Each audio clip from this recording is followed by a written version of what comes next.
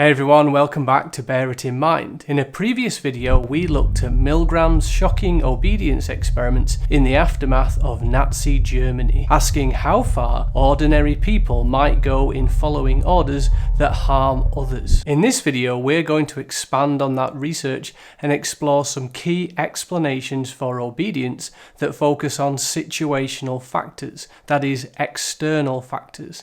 This includes the situational variables affecting obedience, then legitimacy of authority, and the agentic state. Let's dive in. Situational variables are external factors or aspects of the environment that influence the level of obedience shown by an individual. These variables affect how likely someone is to obey an authority figure in a given situation. In Milgram's original experiment, 65% of participants were willing to administer shocks up to 450 volts, potentially causing serious harm to another person, simply because they were instructed to do so. But as we saw in the previous video, Milgram also discovered that certain situational variables could influence how likely people were to obey. Proximity. When the teacher and learner were in the same room, obedience rates dropped from 65% to 40%. Location. When the experiment was moved from prestigious Yale University to a rundown office building,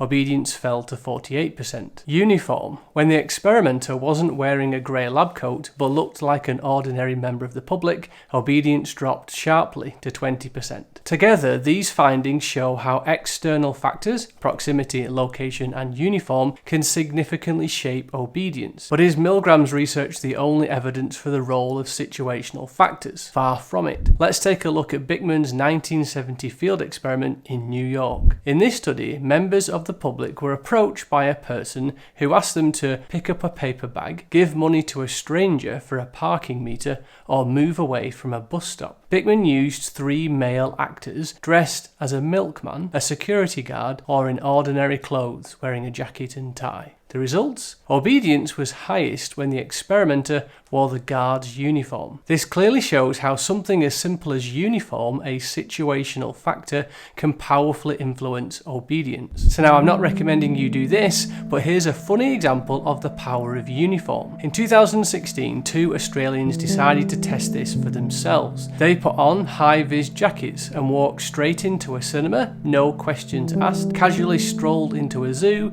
even being greeted by staff, and finally, with orange jackets matching the event staff, they got into a Coldplay concert for free. How's that for the power of uniform and obedience? So Bickman's study gives us strong support for the idea that external factors like what someone is wearing can influence how likely we are to obey them. And actually, one key strength of this study is that it was carried out in a real-world setting, out on the street, rather than in an artificial lab environment like Milgram's. This increases the ecological validity of the findings, meaning they might better reflect how obedience happens in everyday situations. After all, we're more likely to encounter authority figures in the real world, in shops, at work, and in public than in a psychology lab. But no explanation in psychology is perfect. To critique this explanation, it's important to remember that obedience isn't universal. It's shaped by culture. For example, in Australia, Killerman Mann in 1974 found obedience rates of just 16% compared to Milgram's original 65%. In Germany, Mantel in 1971 found rates of 85%. This suggests that how societies are structured and how people are taught to view authority can strongly influence obedience. It's not just about situational variables alone. And here's one more additional evaluation point. Since the situational explanation is based largely on Milgram's research, any criticisms of Milgram's study also apply here. Just make sure to use it as a criticism of the theory. Milgram also developed a psychological explanation for obedience, the agentic state and legitimacy of authority. First, let's consider legitimacy of authority. This is the idea that we are more likely to obey someone when we recognize them as having a legitimate right to tell us what to do. In other words, when we see them as having authority within a social hierarchy. In everyday life, we constantly recognize both our own position and other people's positions in social structures, whether it's in a hospital, a school, the military, or even a concert queue. So when we see someone as a legitimate authority figure because of their role, their appearance, or the setting, we are more likely to obey their instructions, even if those instructions go against our personal values. Connected to the idea of legitimacy of authority is what Milgram called the agentic state. He proposed that we operate in two states: an autonomous state, where we are responsible for our own actions, and an agentic state, when we act as an agent for someone else, seeing them as the authority and shifting responsibility onto them. The agentic shift happens when we move from an autonomous state to an agentic state, because we perceive someone as a legitimate authority figure. You can see this in Milgram's study. Many participants asked who's responsible if something happens to the learner. I mean, who's going to take the responsibility if anything happens to that gentleman? I'm responsible for anything that happens here. Continue, please. Once told that responsibility lay with the experimenter, participants felt able to continue. Now you might be wondering, if people feel uncomfortable or even distressed when obeying an authority figure, why don't they just stop? Why didn't the participants in Milgram's study simply get up and leave the room? Milgram explained this using the idea of binding factors. These are the reasons or pressures that make it difficult for people to stop obeying an authority figure. Certain factors help bind them to their role and keep them obeying rather than disobeying or leaving the situation. These binding factors can include fear of disrupting the social order. People often don't want to seem rude or disrespectful to someone in authority, especially in a formal setting like a university lab. Fear of punishment or negative judgment. Worrying about how they might be judged if they refuse to continue. Gradual escalation. The shocks were increased in small steps,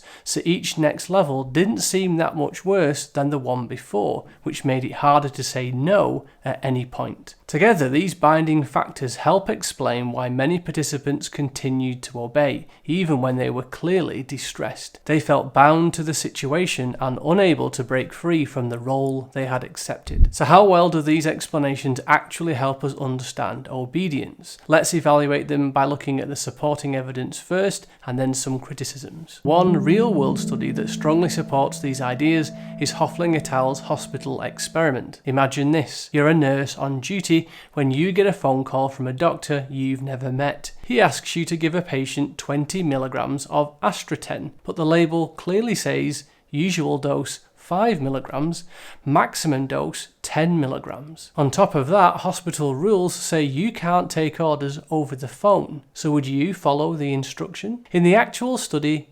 21 out of 22 nurses obeyed and were about to administer the dangerous dose until the researchers stopped them. In contrast, when a control group were hypothetically asked what they would have done, all of them claimed they would have refused. This shows just how powerful legitimate authority can be. The nurses saw the doctor as an authority figure, which may also have triggered the agentic shift, making them feel the doctor was responsible, not them. More support comes from the research in the airline industry. Tarnow in 2000 analysed black box recordings from US plane crashes between 1978 and 1990. He found that in many cases, co-pilots noticed something was wrong but didn't speak up because they deferred to the captain's authority. This again highlights how legitimacy of authority can lead to blind obedience, even in high-stakes situations. You might also remember from earlier Bickman's field study in New York. He found that people were more likely to obey a man dressed as a security guard than a man dressed in casual clothes. This further backs up the idea that uniforms and appearance increase perceived legitimacy and therefore increase obedience. Furthermore, even Milgram's own follow-up studies support these explanations. When the experimenter wore ordinary clothes instead of a lab coat, obedience dropped sharply. Likewise, when the study was moved from Yale University to a rundown office building,